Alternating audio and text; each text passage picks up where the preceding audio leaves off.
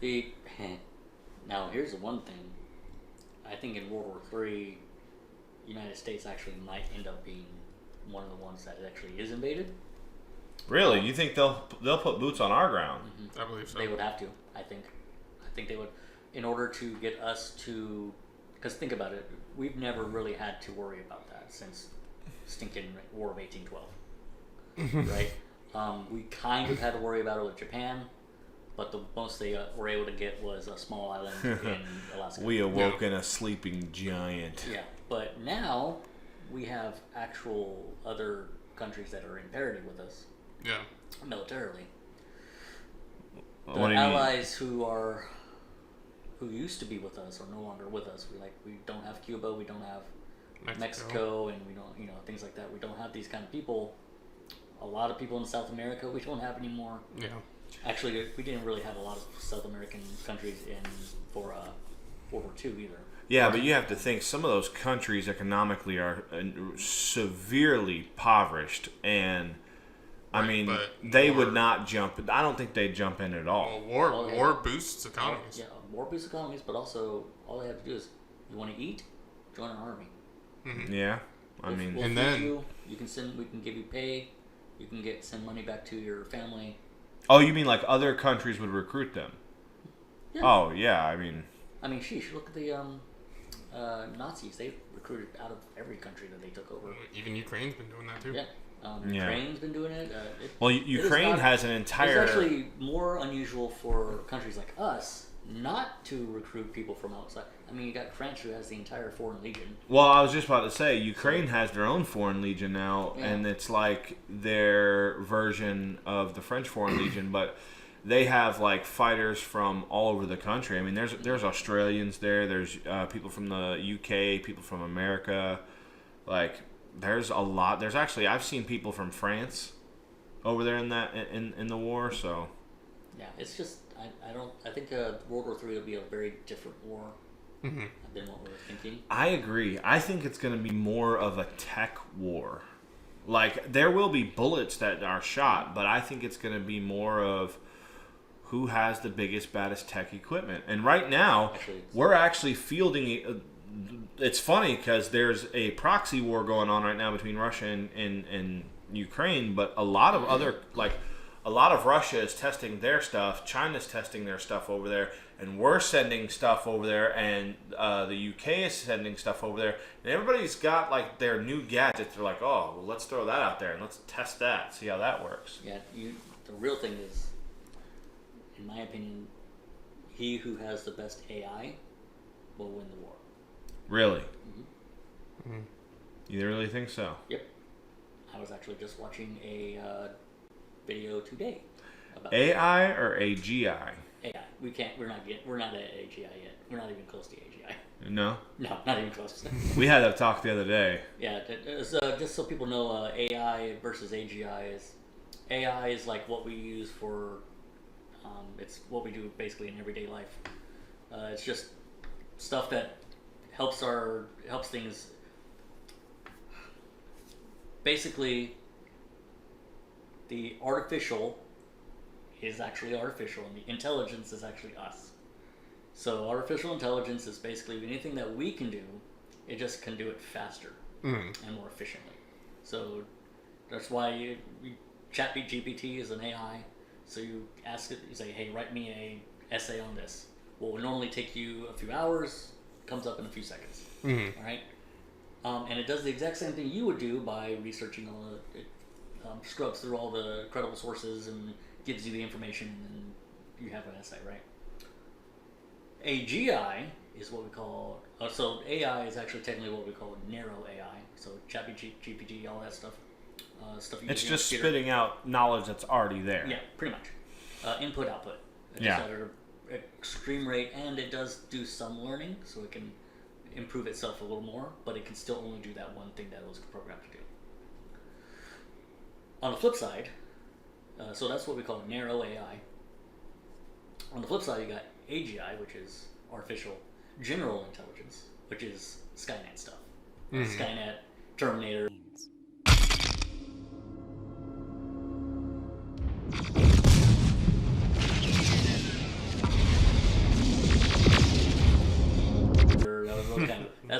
where it's an actual intelligent robotic machine that can think and solve problems and basically do what we can do. It's basically us in robotic form, just without the emotion part. Right. So it's how the world ends, essentially. Kind of. Maybe. Actually, we don't need AGI for the world to end. Regular AI can do the exact same thing. So Skynet is happening. I don't like you right now. Yeah. Tinfoil hat. No, this is not even tinfoil hat. Edit. I need you to edit this on you. A tinfoil hat right here. Sad part is, I'm not the one saying this. All the AI experts are saying this. I know. Okay, so let's talk about that for a second. That freaked me out when all the AI experts were like, "We need to take a step back and reevaluate this for a second. Can we put a pause on this for a minute?" That's when I was like, "Oh shoot." When the people who created the thing are telling you we need to put a pause on it, that's scary. Yeah, so AI, the biggest one, you don't actually need AGI to destroy humanity. You just need to convince humanity to destroy humanity. And what's called alpha persuasion, AI is going to that direction where AI can actually start persuading people. So so think about it this way: you're out on social media, right? And you get into an internet argument, right? Someone who disagrees with you, you're like, oh, well, you're trying to convince them, and then they return back and they start trying to convince you of their side, right? Now let's say you get persuaded. Let's say, okay, I guess I'm probably wrong on this issue. Now imagine if it turns out that person that you were just been arguing was actually AI. That's where we're moving toward. Mm-hmm. You get AI that's exponentially better at persuading people than people are. You end up with an AI that could potentially convince people to either destroy each other or have a one world government or all this weird stuff. Yeah. Or anything kind of dystopian idea. You end up with. That's another thing that we were talking about. Now about. there'll still have to be a person behind it, a human brain, running the show as far as making sure that the inputs are still there. But it does not require AGI, like iRobot stuff, to actually acquire the result of ending the world with AI. Yeah. So it's like. All right. Well, let's change topic for a second. Let's switch gears here. So, really quickly, I don't like AI. I don't like the fact. AI. I'm reading a book right now. It's really good. Yeah. Yeah, by John Lennox. Yeah. So, this says in February 2023, Central Intelligence CIA agency director William Burns shared intelligence that Chinese President Xi Jinping had instructed his country's army to be ready by 2027 to conduct a successful invasion of Taiwan. Mm-hmm. So, that would probably be if it didn't kick off World War III, it would bring us that much closer to the paper thin line, right? Yeah, it would definitely. We'd be at probably DEFCON 2 at that point. So I'm reading this article, and it talks about that. It also talks, because I said World War III, who versus who, and then this was the first article, and it talks about 3 different conflicts that could kick off World War III, and that was one of them. Mm-hmm. The other one here, it talks about Russia and Ukraine, but it talks about their death toll. What do you think the death toll is right now for Russian side? I don't even bother with it, just because those. I can't really tell. The numbers are probably skewed a little bit, but and not only that, because even people do this with World War II and all these other stuff.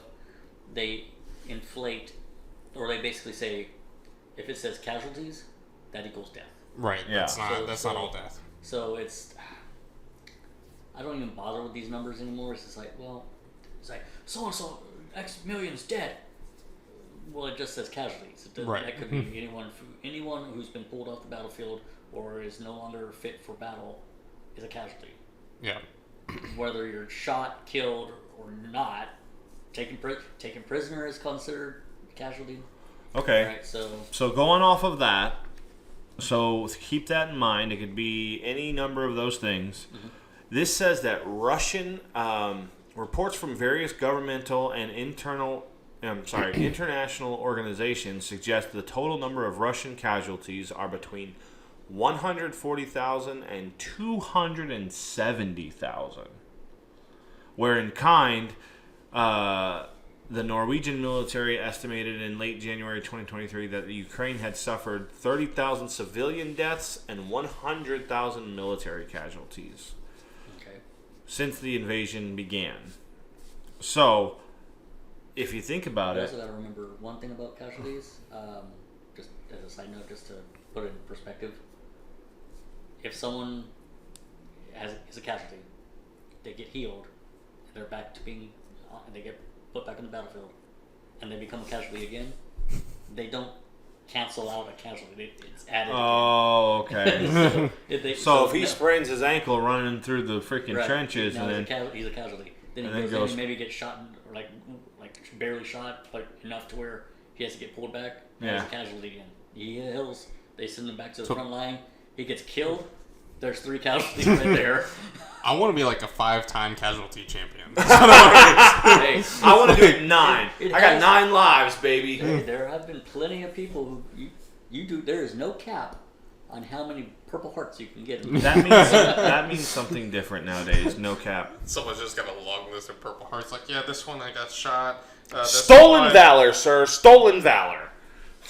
Anyways, continue with the joke. It's like, yeah, this one I got shot. This one, I fell down a trench. It was like 30 feet and down a hill. This one I stubbed my big toe and I had to get that healed. Yeah. It's like, I've been a casualty many times. I'm like single-handedly responsible for at least 1% of those casualties. Right. Yeah, so it's... You are a klutz. You'll have to wait. We'll have to wait till... I'm basically Jar Jar Binks. Until everything... I accidentally get myself out of situations. A lot of those numbers are getting pushed by propaganda and things like that. I know, so that's why it's like... Right now, we don't know what the actual numbers are. We'll find those numbers after the conflict is over. Yeah. If it ever gets over, that is. Yeah, it'll probably get Sooner or later. I mean, Putin's got to die sometime, eventually, right? everyone will be dead. So, I mean... Okay, so here's another fun fact, and I'm glad you said Putin. I think I took a picture of You it. say Putin. No, he did. Oh, I said Putin's got to die sometime, right? Oh, Putin's got it. Yeah. So, a couple weekends ago, I went to go see my brother before he gets shipped off. Well, he's going on a rotation. So, I went to a place called St. Simon's Island, Georgia. Okay? They have a lighthouse there. I'm like, hey, it'd be really cool if we went in there and did a lighthouse tour. On the wall, of all things, was the legacy of the G8 summit hosted in 2004. And you look, and there's all these people walking down the beach. There's all these people, right? You got all these world leaders, 8 different world leaders, right? Okay. All of them walking down the beach, right? With George Bush. All... Look at this joker. Mm-hmm. Walking by himself looking pissed off as it can be. Mm-hmm. Freaking Putin. A young Putin. Like, a younger. That's when he recently got out of the KGB, so... I mean... Steely-eyed and full of vigor. But he was still the Russian leader back then. But you look at this picture of all of them walking down the beach, and Putin is literally by himself. It's because he works out. So I just thought it was cool because the G8 summit said that they walked the beach that was on the island just north of St. Simon's Island. So this big old glass plaque was in there, and it had all these world leaders. And I thought, okay, move the tinfoil hat over here. All these conspiracies about, like, the one world government, and we've talked about this, I know, you can't have a one world government because not everybody's going to agree on who's in charge. But... Until AI comes along. Yeah, I'm in charge. The AI goes, I'm in charge. So, you got all these leaders, and you're sitting there thinking, sometimes some of the stuff that the people say might make a little sense, because they're like, oh, all the world leaders are conspiring against us for... trying to kill off the population and trying to do this and do that. while that may have some merit, when you look at a picture like that and it shows all of them, all 8 of those world leaders walking down the beach laughing and talking and, George W. is like, laughing at everybody's jokes. They're all walking down the beach all happy-go-lucky except for Putin. He is steel-faced and like, I hate all of you. Like... Probably just doesn't like sand. He's from stinking Russia where nothing but snow is around. He's like Anakin Skywalker. Yeah. I hate sand. Are you telling me there's no beaches in Russia? Well, there are. It's just disgusting. Okay. Well. Actually, I'm probably sure there's beautiful beaches in Russia. Right. Maybe, but who knows? Well, I think most of that is just due to the nature of playing politics. Like, this guy's got oil, we need it over here, so laugh it up, guys, laugh it up. It's just diplomacy. Yeah, I know. That's just the way the game's played. When we walked into that lighthouse museum, I was like, "Are you kidding me?" Because I looked up and I saw W and went, W. I don't know why. Every time I see his face somewhere, I go, W. I don't know why. Like, You sound like Bill Clinton. Wait, what year was this? That was in 2004. Okay. But we just went a couple weekends ago. But that was the G8 summit in 2004, and I can tell you who was in attendance because there's a list of people here. It says the Prime Minister of Ireland, the President of the European Commission, Prime Minister of the United Kingdom and Great Britain. That was almost a bleep. President of the French Republic, Prime Minister of Canada, Chancellor of the Federal Republic of Germany, President of the Russian Federation, Prime Minister of Japan, President of the United States, President of the Council of Ministers of the Italian Republic. So all except one were NATO. All those except one were NATO? That's probably why he was so mad. None of his buddies were there. He was literally alone. No, he wasn't alone. He's like, I'm the boss. I do what I want.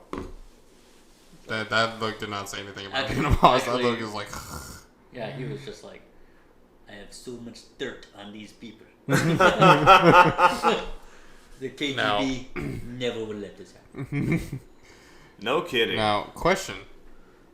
If the United States does get invaded, where do you think the primary targets would be? Honestly, if I'm gonna go first on this one, I think they would hit one of. Okay, so Japan tried Hawaii, that didn't work. But if you went they didn't try to invade Hawaii. They were trying to destroy our navy. Right. And they did a very good job at it. Oh yeah. Okay, but so there's conspiracy hat on again. It's been doing that a lot. I have been lately. I've got to get off of the social my internet. AI stuff wasn't even conspiracy, but I know. All right, so people are saying that the weather balloon is following a pattern that they're trying to figure out the best pattern to invade the United States, and they're going through the northwest area, like Washington, Oregon, all that. okay. I think they would try to go across the seas and end up on our eastern or western border first. They would have to. Because our eastern border is very populated. The western side is populated as well, but... Well, not only that, it would be a lot harder for them to get to... Geographically speaking, it would be a lot harder for them to get to the East Coast than the West Coast. Yeah. So... I think the main people that would have a better chance of invading the East Coast would probably be Mexico and Cuba. Yep. Because Mexico's just got to make a hop over the pond. And then No, they can just go right up through Texas if they wanted to. They'll just plow through Texas. Yeah. And then Cuba, they would probably start with maybe making land They from would Florida. they would start at Florida guaranteed. Yep. Because if they could take... The only thing that they would have a trouble with is anywhere along the actual eastern coast. That would be a lot more difficult to land troops there. Yeah. Well, we have naval bases all the way up both coasts, really, but especially the East Coast. Yeah, we have one in Titusville. And we have one. Or Port Canaveral. We got Norfolk is the biggest one. Mm-hmm. Yeah. So, if I hope this would never happen, but if they decide to go use the nuclear solution, those would be hitting things like San Diego, L.A., Probably Alaska too. Alaska. Well, they would have to. They probably won't nuke them. That one they'll probably have to. They'll have to keep that as a strategic that'll be ploy. A moving point. Yeah. Because back in the 1930s, the person who I can't remember his name. One of the generals, he was doing an analysis before World War II happened. But he basically told him, he went before Congress and said, "He who holds Alaska holds the world." And because it's such a prime spot, a large piece of land that you can amass troops and you can put them just about anywhere, into Russia, into the United States, into Canada, and basically you're controlling both sides of the world. Honestly, I'm not too worried about Canada. No, not with Trudeau. I'm not that worried about it. That they have a really good military. Yeah, Their military is hardcore. Well, not to mention that their history of war crimes is Right. they were literally the definition of treating it like a checklist. Show me the war crimes. Hey, it's not a war crime the first time. They weren't. Oh no, they were war crimes, and they were like, check this one off, check that one off, check that one off. It was the Geneva checklist. The Geneva checklist. I saw a video from it was a military guy, and he said people don't understand that Canada is responsible for 30% of the Geneva Convention. Right. Say that again. Some guy was he said people don't understand that Canada is responsible for 30% of the Geneva Convention. Canada's got a long history of war crimes. That's crazy because when you think of Canada, you think of nice people. You don't think of the nice people don't join the military. It's only the jerks out in Canada. Only those guys. Their military doesn't apologize. See, but was it Billy Mitchell? Maybe that's why their people are so apologetic. They have to compensate. Just put he who. Lieutenant William Billy Mitchell. Is that it? It might be. But while you're figuring that out, I do think that. Just put in the. Did you look up he who holds? I put that in. Yeah, so that might be it. He said, okay, in his last public appearance in 1935, he pleaded with the House Committee on Military Affairs to recognize Alaska's strategic importance. He said, "I believe that in the future, whoever holds Alaska will hold the world." Okay, so yeah, it is. Yeah. It was William Billy Mitchell. Okay. Yeah, I do. First lieutenant. Sorry. Yeah. So I do think that that Alaska will be one of the first states to get hit. Mm-hmm. I also do think because Florida we have the National Launch Point. We do. Do we have 2 Space Force bases here? Yes. Yeah, and I do also think that Florida, because the Panhandle's right there, I think it also try to be used as a stepstone to get to Georgia because they have places like Fort Benning over there, and Fort Benning is I think the home of the Rangers. It is. And, although Benning, they do have a large unit there, but Yeah, but I mean, I don't think they are stationed. Not all of them are stationed there. So right. That's where they train them. Fort Eisenhower, formerly Fort Gordon, also has their advanced training for a lot of the special forces. Because that's the one my brother went through, and he said there was a lot of SF guys there. Yeah, and Fort Bragg is kind of the key point for special forces. Well, Fort Bragg is also for what is it, the 82nd Airborne, I think. Yeah. So I mean, I think they would. But see, here's the thing: if they take Alaska, we have bases there, we have strategic stuff there. It seems to me like, yeah, they would have to take that, but I feel like that gives us too much time to retaliate and plot and think. It wouldn't just be like they take Alaska and then that's it. It would be they take Alaska. They invade the west side. Mexico invades the bottom. Hey! You're giving them ideas. Stop. You don't think they've already been thinking about this? Probably. No, they're probably like years ahead of us. Yeah. No.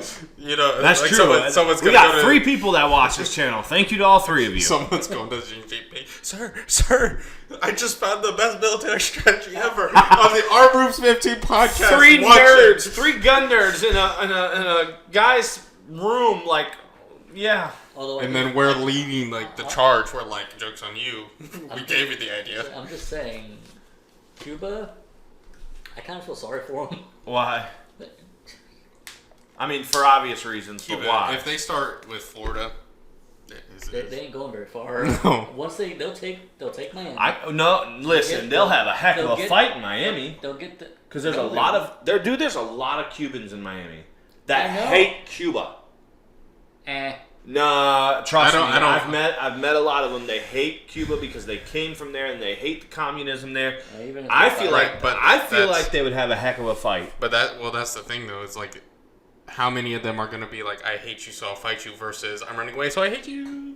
Okay, I mean, so most of them would probably flee. I mean, because I think they'll take Miami fairly quickly. you think they would start in Miami, or do you think they'd start somewhere else? they kind of have to. No, they don't. They don't have to do jack. Cuba does. They could what are start they on gonna the do? southwest side. They could start They with don't Fort have a- Myers or Tampa. They don't have a stinking navy for that, man. You got to remember logistics. Yeah, well. They only 90 miles from Miami. So what are they going to do? Send all their troops over in freaking John boats? They might. Float them over on doors? Well, remember, they got to get up there. Remember, they'll get up there finally. See, They'll I get was to thinking that- about making a joke, and then I held back, and now I'm starting to think it's not so bad. I was gonna say maybe all those Cubans in Miami are just sleeper agents. I Well, mean, execute order 66. Right there you go. I have no idea what they're talking about, so. He's never seen Star Wars. Nope. Very un-American. I'm pretty sure he's a communist. Wow. Me of all people? Please. I Oh my don't know. gosh. I don't know if I can trust someone who's never Josh, seen my Star Wars. respect for you has gone like way down now. What if I'm a sleeper agent?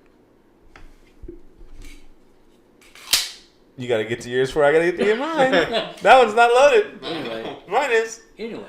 No. so, but yeah, by the time they got up to Tampa, our Navy would already be like, hi.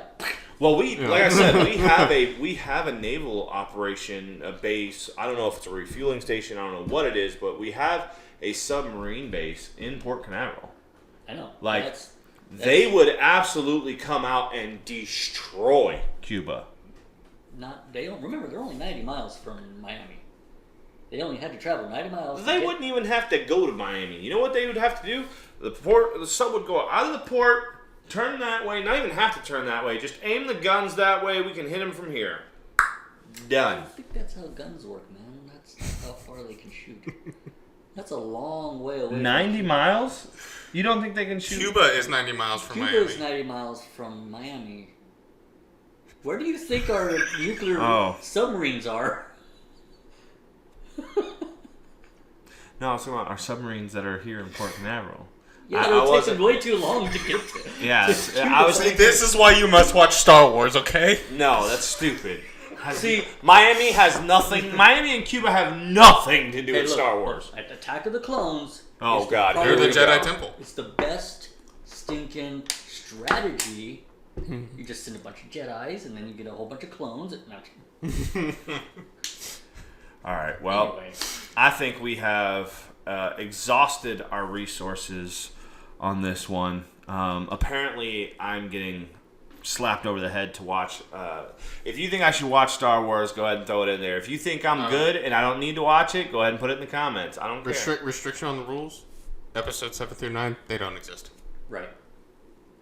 I don't know what that means. Don't worry about it. So there's 9 episodes. Okay. But 7, 8, 9 are so trash, They're we own. don't acknowledge them as Okay. canon. Do So, you think they're I all should in watch sense. it? They're own Throw it in the comments. We'll read them later. But Babu Frick can stay. Wait, what? Babu Frick, he can stay. Babu Frick. Never mind. I was gonna say From the new ones. I've only heard of Boba Fett.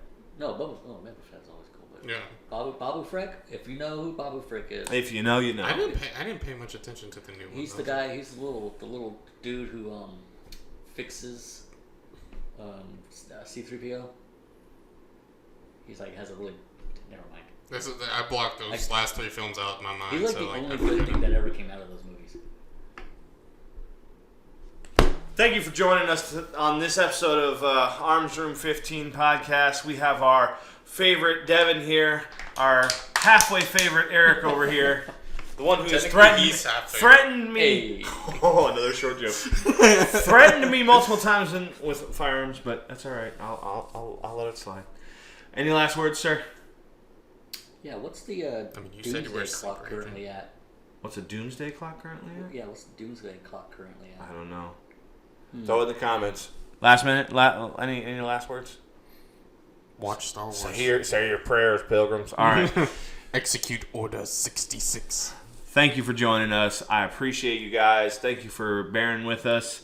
If you love firearms, if you love, random thoughts that just run through your mind, we do all of it here. And apparently tinfoil hats. Tinfoil hats. And I really thought his was more of a tinfoil hat than mine, but, I'll take it. Whatever. Mine's not even a conspiracy. That's the sad part. I wish yours was a conspiracy. Anyways, thank you for joining us. We're out of here. Have a good one.